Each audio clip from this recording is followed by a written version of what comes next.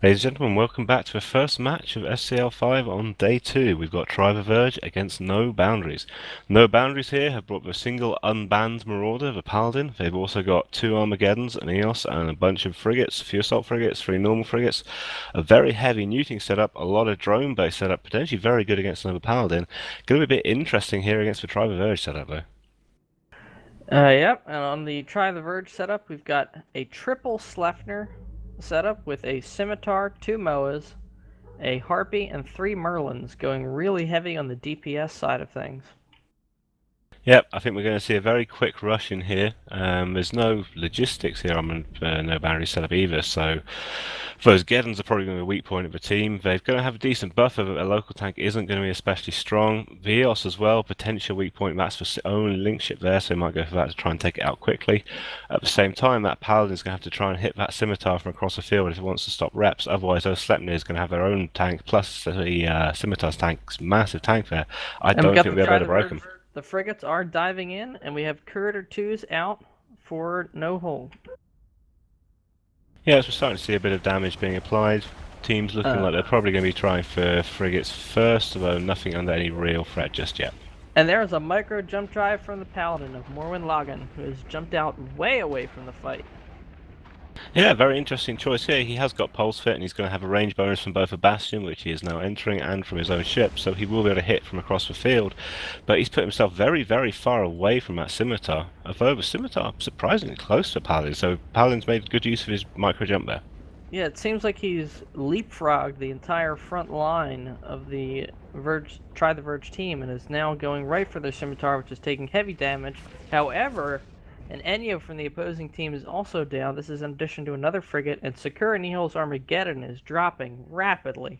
Yep, so we're seeing frigs all over that Scimitar, so a good attempt to try and take it out, but while they're wasting time trying to take him out Scimitar, that Geddon is not tanking. Sakura is losing armor by the second. He's almost down to 33%, and he's probably going to drop before that Scimitar, which is going to be a very, very poor trade with those heavy local tanks on the Sleipnirs.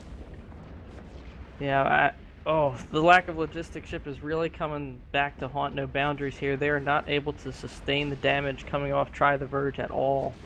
But we're also seeing complete spread fire here. That Scimitar and the Sleipnir both taking a lot of heavy damage.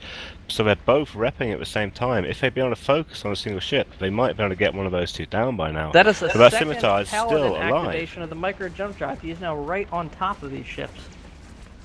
He is, but it's just not going to be enough, I don't think, as Sakura finally goes down in Armageddon, and they still haven't killed that Scimitar. He's into red on the shield, so he's going to be bleeding to armor very soon, but the second Armageddon, Nura is taking heavy damage, and he might drop before the Scimitar now, as the Scimitar is still boosting. And No Boundaries maybe, yeah, they are down to their last frigate.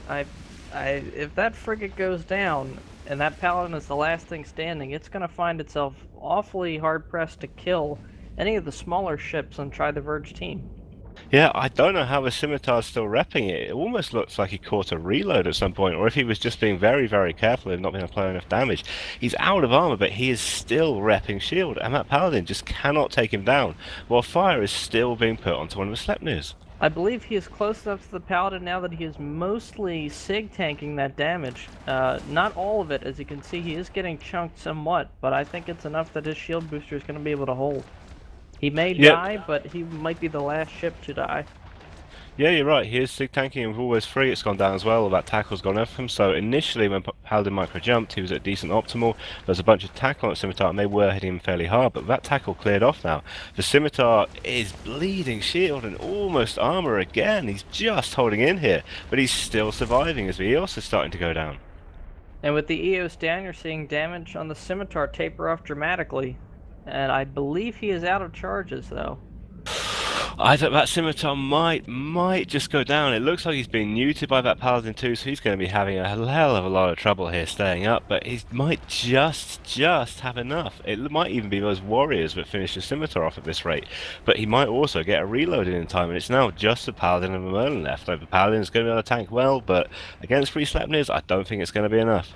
And that Merlin is dropping. That leaves the Paladin all alone on the No Boundaries team, and it is not looking good. His tank is just not going to be able to hold out against this DPS. No, I'm certainly looking forward to seeing how well the Solo Marauder can do without any links. The Simi has reloaded. This is going to be a complete squash. Oh, so close as well. Bleeding structure of those warriors. If only Paladin just gone for about a tiny bit more damage, but so much wasted at the start. Trying to kill him, trying to power through that semi early on, just wasted the damage at Paladin. And also the split onto the Sleipnir. If they'd gone for one of those ships, they might have got it, but unfortunately not, as they're now trying to break that Paladin. He's losing a fair amount of armor, but we should be seeing some huge rep cycles soon. Oh, way up. Nearly half of his bar in one shot. And it looks like he switched fire over to the Sleipnir, but I think that's going to be too little too late. Yeah, maybe he's just trying to pull out a kill there, get 1 or 2 more for a bit of additional honor, but I'm not actually sure he's repping here. I can't really see any cycles coming off him. He's dropping much too fast, even under DPS. The massive reps are just not enough, and that is a clean sweep.